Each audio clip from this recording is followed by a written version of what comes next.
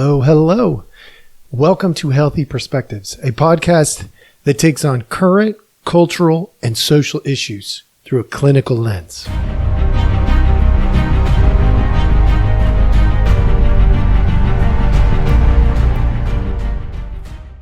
Hello, hello. All right. For those of you who are brand new, thank you so much for giving us your time. We appreciate it. We know there's a lot of options out there. For those of you who are following along, you've been with us for a while. Welcome back. We have a good one for you today. The tip of the day today is ignoring important information makes you dumber.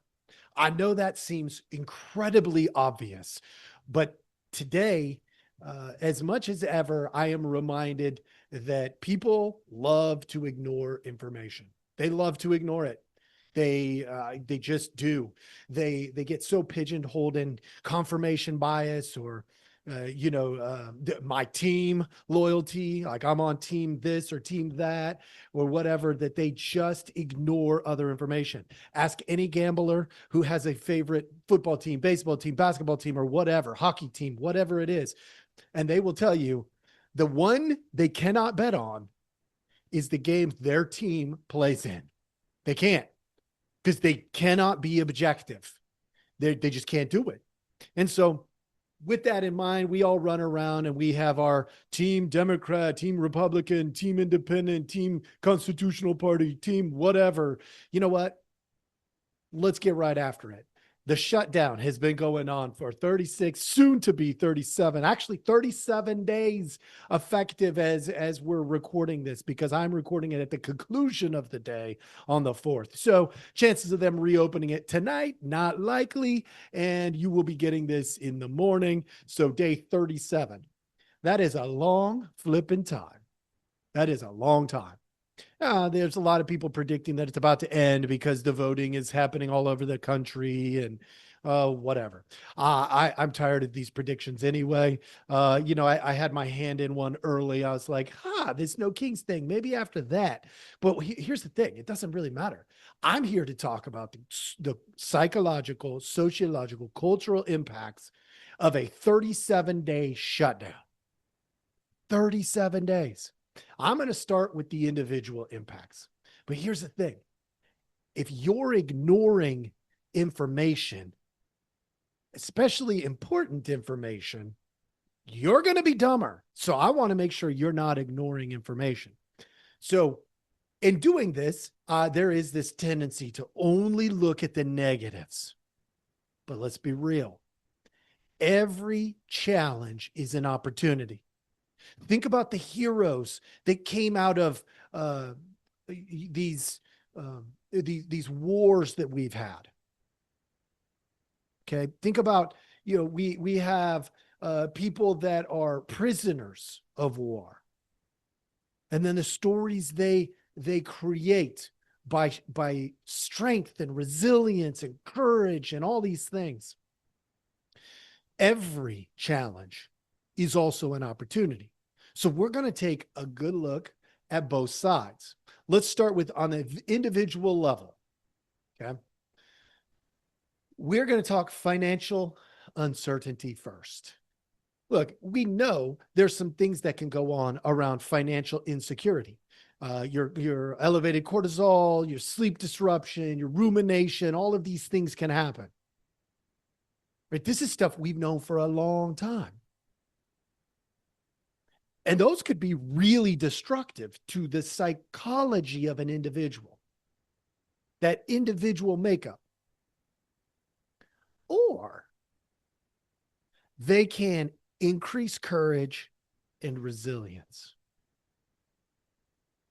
When we are pinned into a corner and we've got nowhere to go, we figure out in those situations what we're made of. Some of y'all are going to learn you're cowards right now. That's okay. My love for you doesn't change, but you should not be leading things. If you're a coward, get in the middle or the back and follow somebody good, somebody strong, somebody capable. There's no shame in that. You got to know what gifts and talents you have. God doesn't give you every gift and every talent. Job insecurity. We got a bunch of people who are furloughed or they're working without pay. There is a production of learned helplessness. This came out of some research in the early 2000s. I don't want to bore you with all the details, but reduced self-efficacy and anticipatory anxiety. I want to hit the anticipatory anxiety because that's a big deal. So here's part of the problem. When we have these things like COVID that are interrupters, we then anticipate the next, and we run a little more elevated in our anxiety, just on a general basis. But there's a positive side to that. Anxiety by design is not bad. It is not bad for you. It is not bad for me. It is there to motivate you. When you feel anxious, what we are supposed to do by design is go, oh, I have this really hard test coming up. Ugh. And then I'm motivated to study, to prepare. So a little bit of anxiety, even a lot bit of anxiety, can actually benefit us. Look, I've said this multiple times. We have grown way too comfortable. Way too comfortable. This creates the opposite of that, discomfort, which means there's growth opportunity. That's right. This could be good for us. We're also finding out, sidebar, we're also finding out what we need versus what we don't need. When we're put in a position where we have to make hard decisions, we then go back and we reassess, what is it that I actually need? I actually need food. I actually need water. I actually need shelter. I need love. There are certain things that I actually need. What I don't need is a $150 cell phone bill. What I don't need is the most current modern technology. What I don't need is, a job that makes me unhappy when I'm at it and is threatened by a shutdown. Maybe you're finding out what you need and what you don't actually need. That would be a good thing.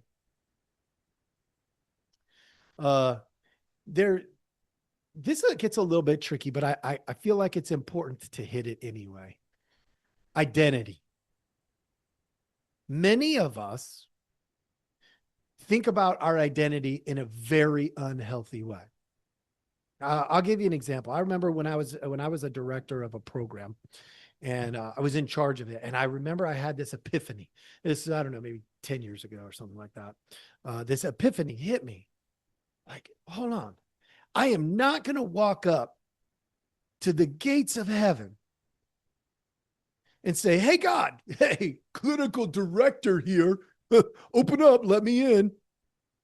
That's absurd. My job does not define who I am. I don't get into the pearly gates because I was a clinical director. I won't get into the pearly gates because I'm a business owner. I won't get into the pearly gates because I'm a podcaster. I'll get in the pearly gates for two reasons and only two reasons. I chose Jesus and I'm following him, which means my character is transforming all the time. Am I perfect? Absolutely not. Probably made 10 mistakes today alone. But when we wrap our identity into something that is temporary, and let's be real, I know you don't think this necessarily, but your job is temporary. I don't care if you're the CEO of a major company. I don't care if you're an owner of a company. Your job is temporary. If you're wrapping your identity in your job, this is a good time to wake the heck up and look at the other side. And if you do that, this could be a great opportunity. Say, hey, wait a minute. I got to be more than my job. Okay, let's take a look at, we're going to switch gears. Take a look at family system stuff. The impacts on family. Look, these kinds of things are really difficult on families because of the stuff that I just went over in the individual section. When we look at the family grouping, what we end up with is those individual issues begin to impact the family. Like if I'm not sleeping well and then I end up irritable and cranky, frustrated, irritated, whatever. I said that twice. I got it. Then I'm going to take that out typically on the people I love the most. That is an unfortunate reality of family system. The people we love the most, we trust the most, carry the greatest amount of our burden. And it takes a lot of work to keep that burden off of them. That would be your family. Whether you're the kid or the parent or the sibling, you have an important role there. This is an opportunity to reprioritize as your family, saying, look, we are going to put one another before any issue. You are more important than the issue. I'm going to love you. I'm going to love you so much that it's going to drive you nuts. But those economic hardships, they'll impact families. Your sleepovers, feeding people. Let's be real. There's a positive side to this. Think about it. If you are not feeling any significant impacts, maybe you're sending an extra meal to school with your kid right now, saying, hey, find somebody hungry. And I'm not talking about that really large kid who's got all kinds of food. I'm talking about somebody who doesn't look like they have food, and say, hey, I got an extra sandwich. You want it? You could be the one doing that. Matter of fact, I probably need to write that down. So I'm gonna pause here for a second. I'm gonna write that down. I think I'm gonna say send extra food. I'm gonna put a little note because I think I just came up with that on the spot. Look at me go. I'm gonna see what we can do. We are blessed in my home. I'm generally pretty fortunate. Doesn't mean I won't feel some impacts. So will you. It is what it is. But I'm not going to ignore the information I just gave you. It also puts stress on the marriage. There can be patterns of need that go unnoticed because there's so much noise and distraction in the world around us. Yep. And then, of course, academically, look, you're going to start to see the kids in the schools that are struggling, and if your kid is one of them, they're going to probably start to feel like they're an outcast and they're alone. It's important. Teachers, in particular, have a way of turning that one positive. Notice your students, and if you don't do that right now, well, let me just be really clear. Maybe you're in the wrong profession, because this is a great time, a great opportunity to pay attention to your students in a way that says, I see you and I see the struggle, and you match them up with help. If a teacher were to reach out to me as a local therapist, I'll find a way to help them. I'll either get them connected or I'll find a way to help them myself. But y'all got to up that communication. All around, we got to up that communication. Say, hold on, no, people are more important than these issues. People are more important than politics. Everything runs downstream of the individual. Let's take care of the people. And the thing is, communities can do it.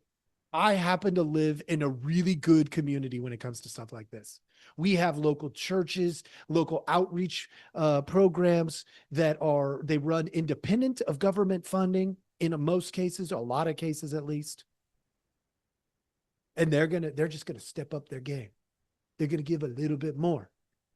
Why? Because the need is there, and people will show up. In my town, they will do that. I am confident. Does that mean there won't be somebody who doesn't know how to get access to it? Yeah, that could happen still. because a lot of people, they go to a source. Think about it.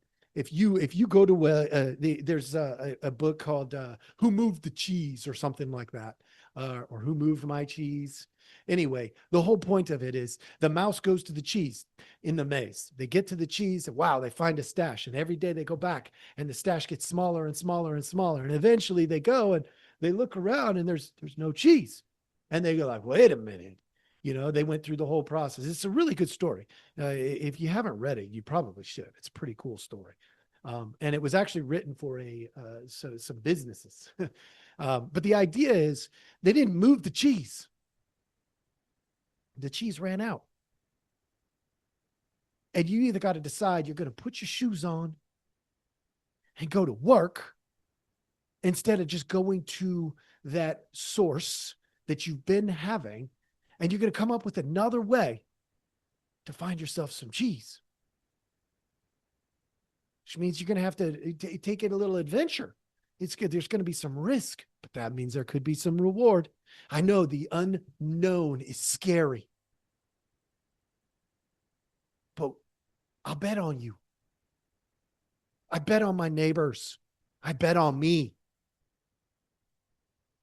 You got to have the ability to think, I can overcome this. That little what is it? The caboose says, I think I can. I think I can. You got to just be the caboose. I think I can. I think I can. One step at a time. And your families are watching you right now. If you are the head of your household, they're watching you. They want to see you respond in the best way you know how. This is a great time to shine. Dig down deep. Work a little extra. Take on that second job. Say, hey, look, I'm going to do whatever it takes because I love you. And I'm in. I am in. And then your spouse, hopefully, will pick up the slack around the house. You're not around as much. There's going to be things you can't do. And they're going to have to dig in a little bit deeper too. All of this could be really good for us. All right. Next one, community. I just went in. I sort of cheated. I went ahead into this a little bit. Communities can really step up right now. But if they don't, there's going to be erosion of trust. There will be erosion of trust. They'll be saying, oh, so you'll show up for me when it's good, but when things get real hard, you won't? The one I'm most concerned about is this next one, polarization. The idea of haves and have-nots, the idea of, hoarding, the idea of Democrat, Republican, that stuff, in the federal government right now, essential and non-essential. All these blaming techniques that we're seeing out there, all these defending our positions. Yeah, that's just, when you see blaming and defending, they've lost the debate. It's not about blaming and defending. Make a real point and then just let it talk for itself. I'll give you an example. Snap. There's a lot of dysfunction in Snap. Whether you like that, I said that or not, we can have disagreements. One of the most frustrating, and I've talked about this on previous podcasts, but at the community level, one of my biggest frustrations with it is Snap is killing our children. You're like, whoa, that took a really big leap. Well, guess what? 10% of all Snap funds go to sugary drinks, which increase diabetes and obesity. It's literally killing our children. 10%. That's a lot of money if you don't know. It's a lot of money. I think somebody was telling me maybe like around $100 billion in SNAP a year or something close to that. That would be $10 billion in sugary drinks that literally will kill you. But, I've heard the arguments. People are like, well, those kids deserve to carry a Coca-Cola too. Sure, if they want to advertise, I'm gonna die young. No offense, Coca-Cola, don't come after me. But the reality is those sugary drinks increase diabetes and obesity. That's a fact. We all know that. Well, there's Coke Zero. That's not what the kids are drinking. There's no way. That's not what these most of the adults are drinking. And that concerns me. Okay. Uh let's go on to the next category. As far as coping responses, I've talked a bunch of that. I'm going to skip that section. I was going to go into that a little bit more. I got to hit this again. I know I've already hit this recently, but this whole vulnerable populations thing. This part is really frustrating to me because putting somebody in this category of vulnerable, look, first of all, let me be really clear. You are not a statistic. Yeah, we talk about statistics on this show from time to time, but you are not a statistics or a statistic. You can defy the stats. You can, with your mindset, you can absolutely overcome things that they tell you you cannot overcome. I know this to be a fact.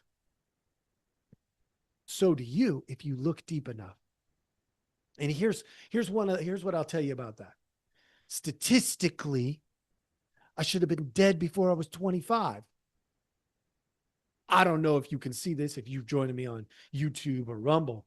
You got look at that. I got a lot of white in this here beard. A whole bunch of white. Old man stuff going on right here. I am well beyond 25. But statistically, I should have been dead by the time I was 25.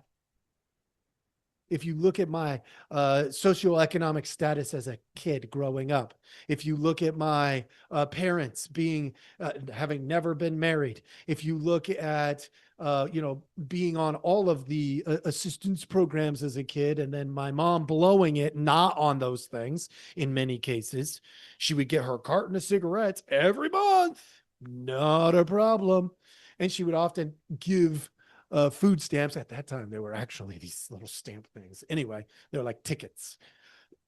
And she would give those to people, and then they would be able to get food, but she would be able to get her cigarettes. And she would always make them a good deal. Like if she gave them a 20, then they would give her like $15 so she could get her carton of cigarettes, because that's all she really cared about. Now, I'm not saying this because I don't love my mom. I love my mom. She was dysfunctional in a lot of ways. That's a fact also. And I'm a dad. I'm sure I make lots of mistakes with my kids. What I know is I'm not repeating that mistake. I learned from watching her. This whole vulnerable populations thing, though, and I'm telling you, don't put yourself in that category. You're only a vulnerable population if you take on the victim mentality. Otherwise, you just haven't arrived yet. And that's the positive outlook. Hey, I got some struggles, but that's because I haven't arrived yet. Put that hat on and start to watch what happens. Give that 12 months. See if it changes pretty much everything. I do know that there are people who are going to be more likely to struggle right now. But I don't put them in categories based on socioeconomic status or parenting status, like they're single, divorced, whatever, or like disability. I do it based on mental approach. You're vulnerable if you think and believe you are the victim. That's how it works. Otherwise, you're not vulnerable. You may not have arrived yet, but you're not vulnerable. Okay. Long term. Okay. So those of you who have been with me for a while, we had conversations about COVID in the past and whatnot. COVID, we saw the long-term effects. We're still seeing some of the long-term effects. This whole political divide, a lot of that, the COVID exacerbated some of that. Trauma, increased trauma. We'll see some of that. That'll come out of this because, some people are 36, 37 days with, having to work, but not get paid yet. That's going to be the case. There's also going to be some workforce attrition. And when it comes to long-term effects, I think this is going to be the biggest one of them all. My hope is that a lot of people would say, you know what? I don't need to depend on my federal government so much. That would be good. I don't want to depend on them so much. I don't need to depend on them so much because the reality is you don't.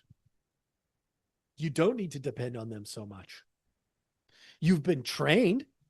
You believe you do. But when things get hard, and right now they're getting a little bit hard, you might just find out you're capable of a heck of a lot more than you knew. And that would be a good thing, a really good thing. Okay, so what do we do with all of this? I mean, I gave you a little pep talk, right? What do we do with this? Look, sleep problems, rumination problems. We go back to the individual stuff, the anticipatory anxiety. We say, hey, if it's in your circle of influence, it's probably in you. That's the stuff you manage. Start there. I can get up in the morning and I can decide to work hard. Well, if I don't have a job to go to, guess what? I can get up in the morning and I can work hard looking for a job. They're out there.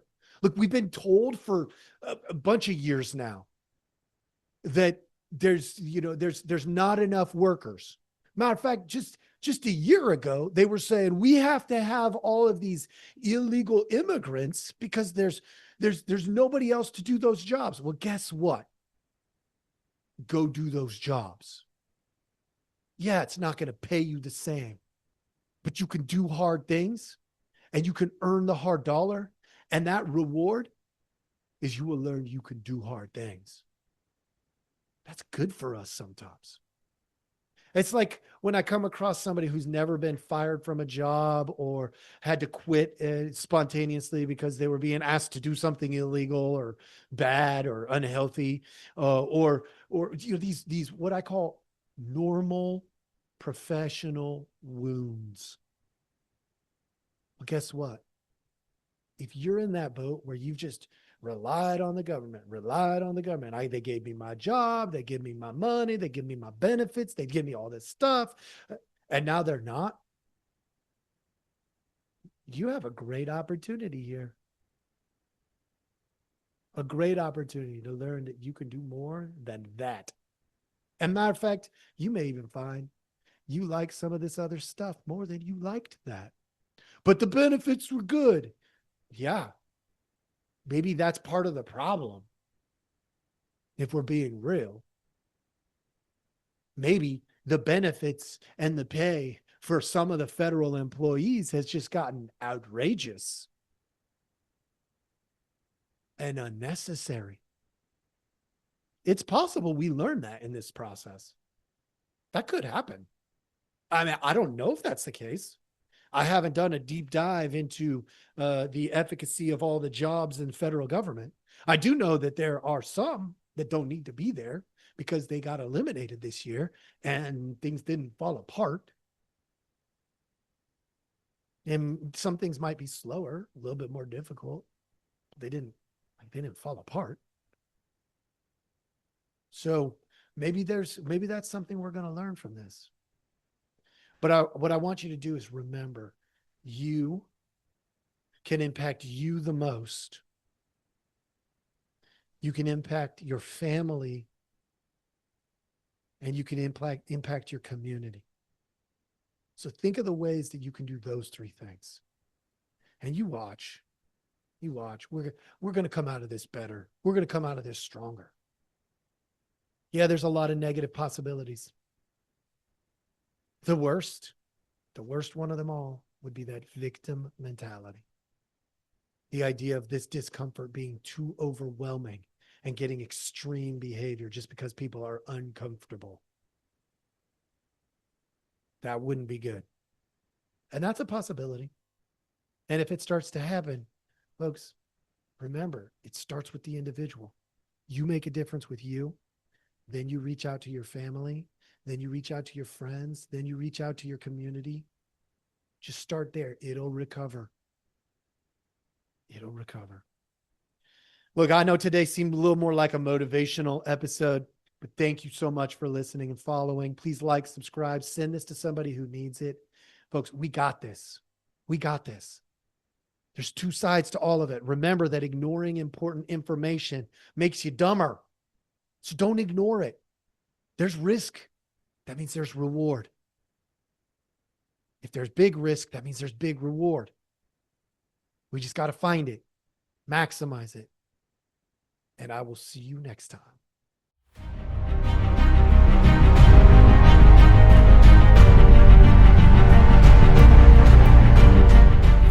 Hey, everybody. Thanks for listening.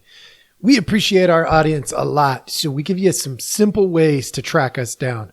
Please like, subscribe, and follow all the podcasts on different platforms, but you can also email us at healthyperspectives@protonmail.com, or you can check out our website at healthy-perspectives.com/podcast. It's a backward slash. So if you want to go to our landing page, if you go to healthy-perspectives.com, you'll still find us. You just got to click on the podcast button.